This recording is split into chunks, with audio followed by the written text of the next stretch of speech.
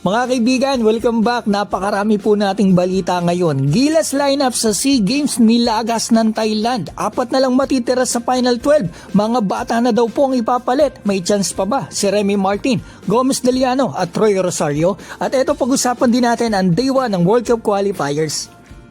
Simulan po natin sa Day 1 ng FIBA World Cup Asian Qualifiers. Tinambakan ng Gilas ang Guam. At sa game na ito pala nagtala ang Gilas ng record dito sa FIBA World Cup Qualifiers. Ito nga po yung first place na tayo sa rebounds in a single game, 61 rebounds. At ito pa yung mga games na dapat nating makita. Grabe, munti ka na ang Iran dito sa Qatar. Yung Australia, dikit na dikit ang laban sa New Zealand. Kaya talaga natin yan basta nandito si Kai Sotto. Ito yung Taipei na naka 2-0 sa Gilas, tinambakan ng Japan. Grabe.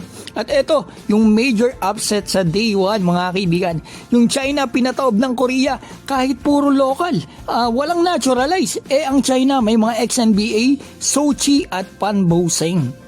So eto, punta na po tayo sa napakainit na balita sa SEA Games. Gilas Pilipinas, ubos ang player sa Final 12 dahil sa rules ng Thailand. Diba nung isang araw mga kaibigan lumabas sa balita na banda nga po yung naturalize, si Kwame at si Brownlee. So ito po ang latest mula sa spin.ph. Maraming salamat po. Ayon daw po sa multiple sources, si Mike Phillips at Brandon Ganuelas-Rosser ay red flag na din daw po sa SEA Games, joining Brownlee sa banned list. So 4 na yan mga kaibigan, tapos meron pa tayong kay Manila, di 50-50 pa, at Malonzon na out na rin daw mga kaibigan. Ayon kay POC Tolentino, kahit pa ito ay local sa FIBA. So talagang nag-bend the law yung Thailand mga kaibigan dito sa 5v5 basketball. At about naman po kay Remy Martin, ang dami nag-aabang nito. Remy Martin, on the other hand, has been yellow flagged, meaning the organizers are still investigating his background. And with the looming uncertainty, Martin's camp told me on Saturday morning that the former Kansas star is no longer planning a trip to Thailand. So parang umayaw na si Remy Martin yung kampo niya dahil magulo nga ang rules mga kaibigan. Kasi napakahirap niyan. Magpa-flight siya sa Pilipinas kasi may practice, tapos lilipad sa Thailand, tapos pagdating doon hindi pala siya palalaroin ng host, di ba? So ibig sabihin, sa Final 12 na pinasa natin in passport rule, eto mga kaibigan So parang matitira na lang pala dito mga kaibigan ay aapat. Kasi po yung mga players ng Abra ay hindi na po makakalaro. Kinumpirma na po yan ng SBP.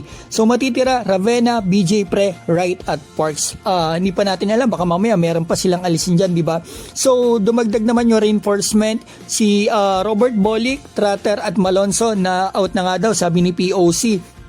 So more or less mga kaibigan, 6 yung players natin dito sa SEA Games. So possible kaya yung hindi mga nakuha versus Guam, si Troy Rosario, Juan Gomez Deliano.